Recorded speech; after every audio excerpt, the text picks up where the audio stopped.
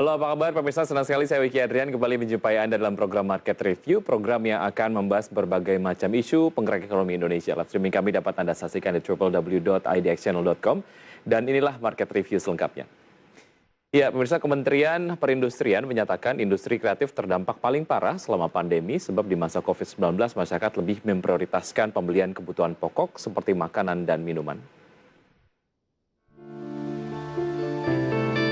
Dari koordinasi yang dilakukan antara Kementerian Perindustrian dengan pemerintah daerah di 34 provinsi, didapat temuan bahwa 90% industri kreatif di daerah masing-masing tutup karena pandemi.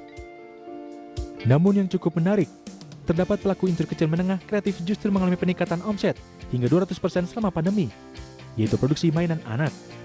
Ini terjadi karena ada perubahan perilaku anak-anak yang lebih sering menghabiskan waktunya di rumah dan membutuhkan mainan. Pemerintah menyatakan penting bagi pelaku industri kreatif beradaptasi dengan kebutuhan sekarang, sekaligus memaksimalkan kreativitasnya. Berdasarkan laporan ekonomi kreatif Outlook pada tahun 2019, produk domestik bruto ekonomi kreatif naik setiap tahunnya. PDB Aircraft 2018 mencapai Rp1.105 triliun, atau naik sebesar 10% dibandingkan tahun sebelumnya. Laporan tersebut juga menyebutkan 3 sektor industri kreatif dengan kontribusi terbesar terhadap PDB, yaitu subsektor kuliner sebanyak 41,4%, fashion 18,01%, dan kriya atau craft berkontribusi 15,4%. Sektor industri kreatif menjanjikan nilai ekspor sebesar 19,9 miliar dolar Amerika Serikat atau 13,7% dari total ekspor nasional. 3 negara tujuan ekspor tersebut yaitu Amerika Serikat sebesar 30%, Swiss 11%, dan Jepang 7%. Pemerintah berharap industri kreatif di tanah air terus berkembang dan bisa semakin menyentuh sektor ekonomi global di tengah pandemi. Berbagai sumber untuk IDX Channel.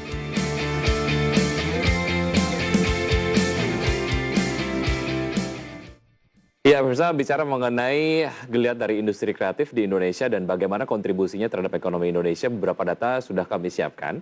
Di antaranya adalah mengenai kontribusi ekonomi kreatif terhadap PDB. Ini kami tampilkan data historikal saja dari tahun 2012 hingga 2016.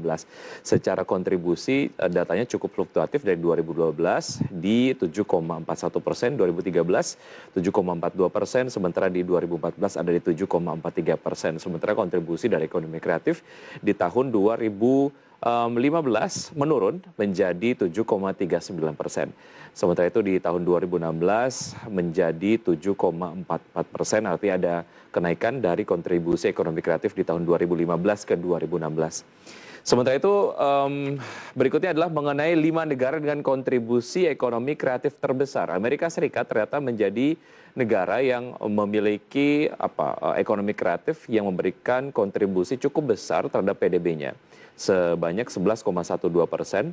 Sementara itu di Korea Selatan 8,67%, Indonesia 7,44%, Rusia 6,06%, dan Singapura 5,7%.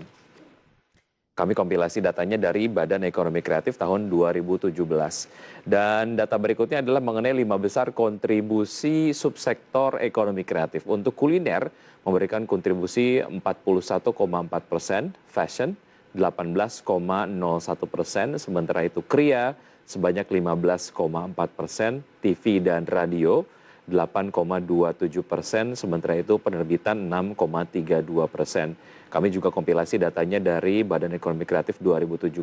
Bicara mengenai dampak seperti yang tadi sudah disampaikan oleh Kementerian Perindustrian bahwa ada dampak yang cukup signifikan yang dirasakan oleh teman-teman di ekonomi kreatif di Indonesia karena banyak kemudian masyarakat sebagai konsumen dari ekonomi kreatif memilih untuk mengalokasikan dananya membeli kebutuhan-kebutuhan yang lebih penting jika dibandingkan dengan kebutuhan sekunder ataupun kebutuhan tersier lainnya. Dan bahasan mengenai bagaimana sebetulnya industri kreatif dapat bertahan di tengah pandemi, usaha jeda berikut ini kami akan lanjutkan perbincangannya bersama narasumber tetap di IDX Channel.